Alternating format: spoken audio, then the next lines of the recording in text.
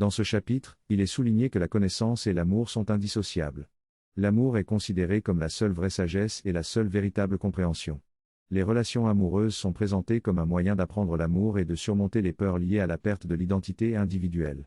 Il est aussi évoqué que dans une relation d'amour, l'être aimé transcende la connaissance totale, ce qui est censé être ainsi. L'amour est décrit comme une connaissance à travers la relation, que ce soit avec un partenaire ou sans partenaire. La relation avec Dieu est également mentionnée, expliquant que bien que Dieu transcende la connaissance, la relation avec lui permet de le connaître ainsi que son propre soi. Il est rappelé que l'amour ne conduit pas à vouloir être l'autre personne, mais plutôt à vouloir une relation avec elle. Le chapitre aborde également la relation entre la croyance et la forme, soulignant que la croyance favorise la forme et que la forme favorise ensuite la croyance. Comprendre cette relation peut permettre de vivre une expérience de liberté du corps, qui est une extension de la croyance en un jeu personnel. La croyance favorise l'union, mais l'union ne nécessite plus la croyance. Enfin, il est mentionné que ce que l'on croit est crucial pour notre manière de vivre avec la forme. Dans ce texte, il est souligné que pour changer la forme et le monde, il est nécessaire de commencer par changer ses croyances sur son identité. L'approche proposée consiste à modifier sa croyance en son soi avant de changer sa croyance dans la forme. Les miracles sont présentés comme une autre sorte de croyance, permettant de changer la perception du monde.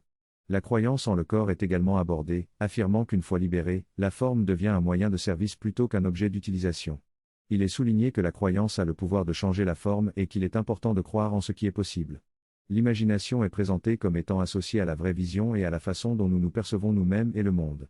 Au-delà de l'imagination, il y a l'inspiration, qui est considérée comme l'étincelle permettant de concevoir ce qui n'a jamais été conçu auparavant. Le pur esprit est présenté comme le lien direct avec la source, tandis que la forme est considérée comme un sous-produit du pur esprit. La forme est vue comme une étape nécessaire pour venir à la source, en dépassant ses paramètres donnés. Il est mentionné que le corps contient toutes les croyances, qu'il est nécessaire d'éliminer les vieilles croyances pour laisser place aux nouvelles, et que cela nécessite un engagement dans la vie.